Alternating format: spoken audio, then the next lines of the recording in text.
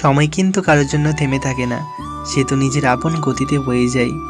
রাধে রাধে, হরে কৃষ্ণ। বন্ধুরা সকলে কেমন আছো? দেখতে দেখতে কিন্তু একটা বছর শেষ হয়ে গেল। না, শেষ নয়, শেষ মানেই শুরু। একটা বছর শেষ হয়ে গেল মানে আমাদের মৃত্যুর দিকে একটা ধাপ আমরা এগিয়ে গেলাম।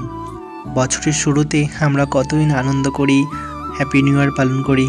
বছরের শুরুতে নতুন বছরকে স্বাগত জানানোর আছে যেমন আনন্দ, তেমনই আছে জীবন থেকে চলে যাওয়া আরও একটা বছরকে হারানোর বেদনা। এই জগতে যা কিছু দেখছো সবই কিন্তু নশ্বর, অর্থাৎ চিরস্থায়ী কেউ নয়। অর্থাৎ এই অনিত্য জগতে যার জন্ম হয়েছে তার মৃত্যু হবে, যার মৃত্যু হয়েছে তার কিন্তু জন্ম আবার হবে।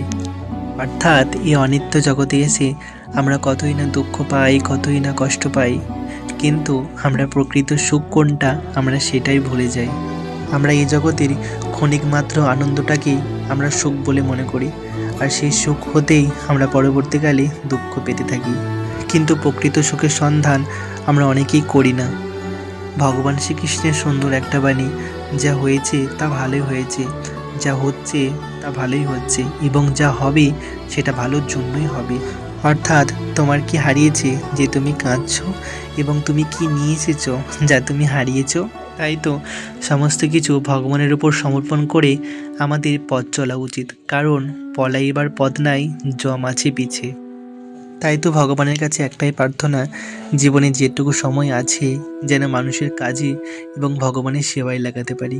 তো আজকের এই অঙ্গরাগের ভিডিওটা তোমাদের কেমন লাগলো কমেন্টে অবশ্যই জানিও।